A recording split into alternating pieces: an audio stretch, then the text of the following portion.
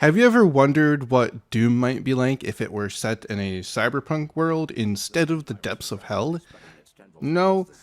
Well, if you're suddenly asking yourself this now that I have mentioned it, come check this game out.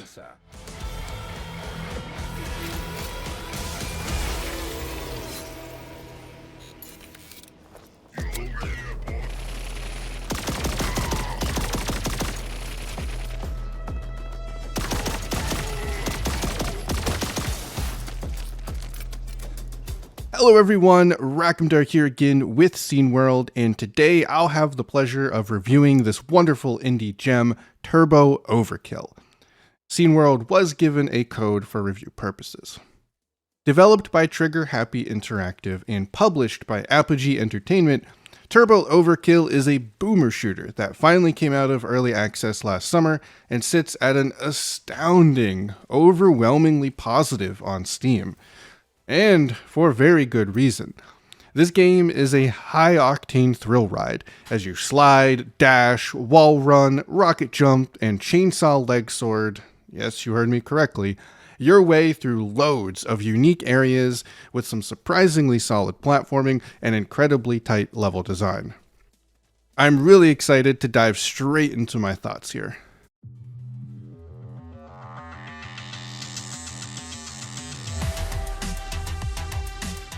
The game begins with a soundtrack rocking us into the opening menu.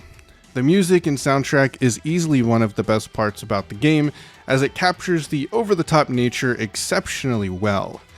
The game music even features some dynamic moments, evolving and changing as you encounter new weapons and set pieces throughout each level. It was also one of my partner's favorite aspects while watching me play. The opening menu here features a techno rock song that easily gets you pumped up and hype to begin your playthrough. Throughout the opening menu, we'll also find several different ways to play the game, from endless horde mode to arcade, but for this review, I'll be covering the main campaign and my experiences with that. Upon picking new game, we will have to select our difficulty. Here is where I do have to throw a little bit of criticism at the game, while strangely enough, simultaneously praising it. Namely, the very easy option of the game is called Virgin Blood. I kinda thought we were past the era of games where developers would go out of their way to make fun of their audience for playing on the lowest difficulty. It's just pretty cringe and immature at this point. I feel like there's far more creative ways to name an easy mode without sounding condescending to your players and potentially discouraging them from playing on it. Now, while they do take one step back here with the naming, they do take two steps forward with the transparency in describing what each difficulty does. Informing the player of how each difficulty explicitly changes the gameplay certainly needs to become normalized for future games that allow difficulty options, and is definitely a big thumbs up for this one. Now, you won't be able to change difficulties while playing through a level aside from lowering it, but you can always reselect your difficulty from the level select screen on the main menu should you want to upgrade it. This allows each player to gauge the difficulty for themselves and fine-tune it to find the one that allows them to have the most fun with the game. More options for the players like this is always appreciated. As for my normal playthrough, I swapped around slightly with my difficulty options. I began with the normal difficulty, but the beginning was a little bit on the easier side as someone with experience in the FPS genre. I eventually upgraded to hard mode a few missions in to give myself a little extra challenge. This difficulty was far more punishing than normal, really forcing me to clean up my gameplay and make far fewer mistakes. I had to approach each combat encounter more tactically than before, as running in, guns blazing, would just get me killed so much faster. Eventually the game will start throwing more enemy variety your way, and coupled with the variety in level designs, things became increasingly challenging. I was able to clutch them out, but I could sense how overwhelming the hard mode was becoming for me personally. Upon returning to the game for my second session with it, I decided to swap back to normal. This was towards the end of Act 1, of which there are 3, and things had ramped up substantially such that I began to feel challenged enough to keep it on normal for the remainder of my playthrough. With the difficulty selected, let's jump in. Johnny, what the hell is going on down there? I'm losing signals all over paradise. Sir, I'm losing control. Before we begin with the meat of this game, that is the core gameplay, I do want to touch quickly on the story, as there is kind of enough here to keep you invested, and isn't something that you just push to the side. You play as an augmented mercenary known as Johnny Turbo, who takes on a job directing him to take out a rogue AI known as Sin, that has turned the gameplay's setting, Paradise City, into a cyberpunk hellscape. Now, the game does also drip feed you some lore as you go, in the form of audio tapes to further expand upon the main character's motives and circumstances, but most of the gameplay is done in cutscenes at the beginning of each level or towards the end of them.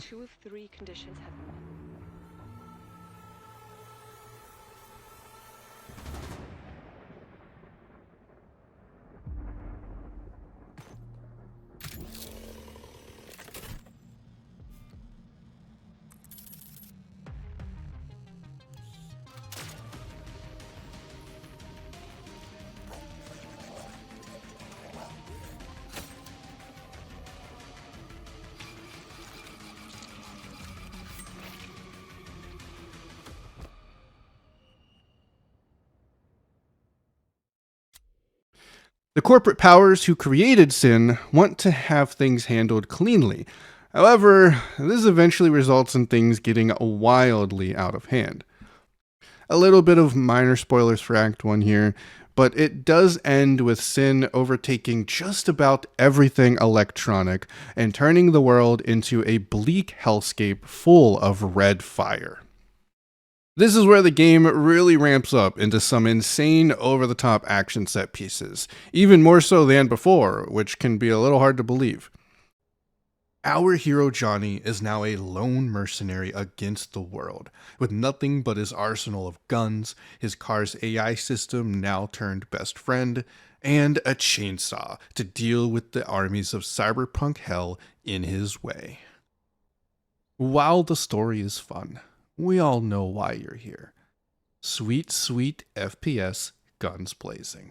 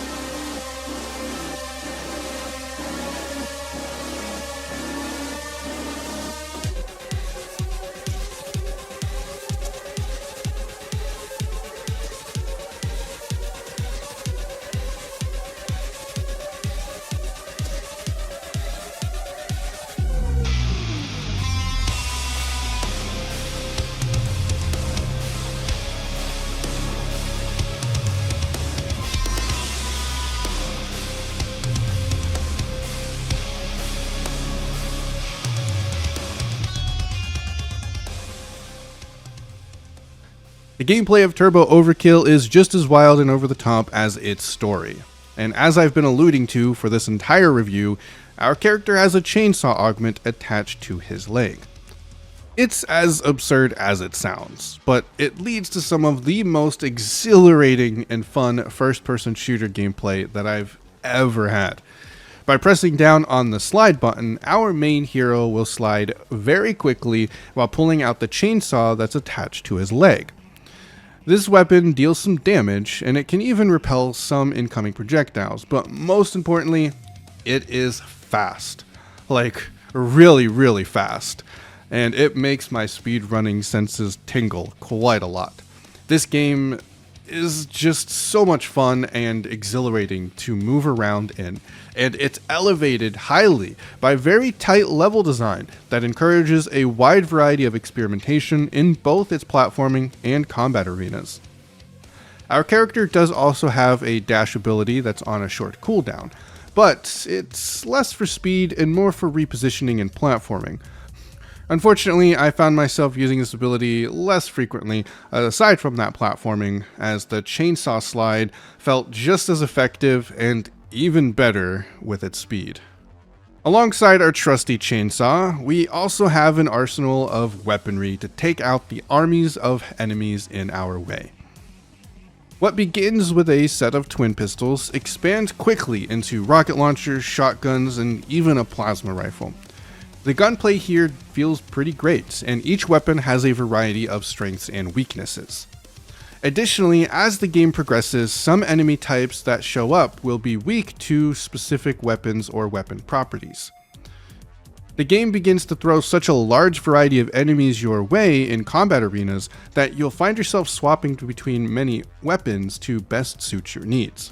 It never once felt like that there was a single super powerful weapon to rely on, as the game really encouraged constant use of every single weapon in your arsenal. The levels are also quick to mix in crazy platforming and wild set pieces in with your combat arenas. In one level, you'll be dodging around pillars and using jump pads to get some quick high ground for clean headshots, and another you'll be on a big car chase, jumping from vehicle to vehicle as you avoid enemy fire while simultaneously avoid falling to your death. Eventually, later levels introduce a unique corruption challenge as well, forcing you to only use a given weapon or combo of weapons until all enemies are defeated. These gimmicks always show up at just the right moment to shake the game up before everything gets repetitive, but they rarely overstay their welcome. The pace of the game was exceptionally fast, keeping the player constantly on their toes, as there was always something new around the corner. As we play through the game, there's also some progression systems to improve Johnny and his killing capabilities. There are a few story-specific power-ups, such as an arm attachment that fires missiles, or even a bullet time effect found later in Act 2. However, the majority of our improvements will come in the form of weapon upgrades and augments. Most of these can be found at shops scattered throughout the level, but occasionally you will be able to find some hidden augments or weapons if you explore well enough. Weapon upgrades initially consist of an alternative fire that changes the weapon's functionality, with further upgrades improving the weapon's performance. These alternate fires range from giving the shotgun an electric grenade blast, to giving the minigun a whole flamethrower transformation. Each of these have varying properties that further encourage that constant gun swapping mentioned earlier. For example, the flamethrower can catch some enemies on fire, and that might be very helpful in staggering them, preventing them from trying to attack you. As for the augments, these are permanent upgrades to our player character. These can range from augmenting our story abilities, to improving character mobility, such as allowing for a wall jump. My personal favorite augments are the many that will improve our chainsaw slide mechanic, with the top spots taken by the ones that give HP or armor when you kill an enemy with the slide itself. These augments encourage even more frantic gunplay, as you try to deal the initial damage with your weapons first, and then slide in for that sweet kill and extra HP. Even though the combat is really fun, I have to say that for me personally, the movement abilities is where this game really shines. There are so many fun ways to navigate the levels, and even find some cheeky shortcuts by exploiting the game's various techniques. In just the second level, you are actually able to completely bypass 70% of it by using some creative movement to get around a locked door. I love finding these kinds of things in games, and it offers a lot of replayability as well as for a thriving speedrunning community. The devs also hid a wide variety of optional collectibles throughout each level. These come in the form of cassette cases and chips. There's 3 of each, and they are incredibly difficult to find without a guide. There are so many nooks and crannies in each level that you really gotta think outside the box if you want to find everything. However, this of course made finding them all the more rewarding. Sometimes I'd see a ledge that was barely out of reach and try to use some fancier movement like a rocket jump to gain some height and reach the ledge. For those who don't know, a rocket jump is shooting a rocket at your feet and using the explosion to propel yourself upwards much further than a normal jump. Occasionally, this gravity-defying act would even reward me with a hidden collectible, showing just how well the devs understand their game and the level design. I had an absolute blast navigating the levels and trying to figure out if I could get through each level using all kinds of unintended means. All in all, everything adds up quite well for, in my opinion, a super fun package. As I was playing, I kept wondering if the game would get repetitive, but it was always so quick to surprise me with something new to constantly shake things up. The game offers a ton of replayability, with various modes and harder difficulties, and is fun enough to make you always want to jump back in for more. Had I played this in 2023, this would have easily made my top games list, but as it stands now, I can certainly expect this to make the list for 2024. I highly recommend checking out Turbo Overkill.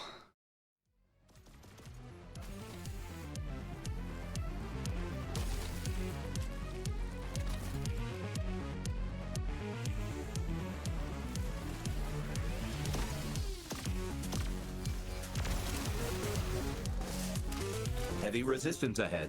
Good thing you got a lot of guns, huh?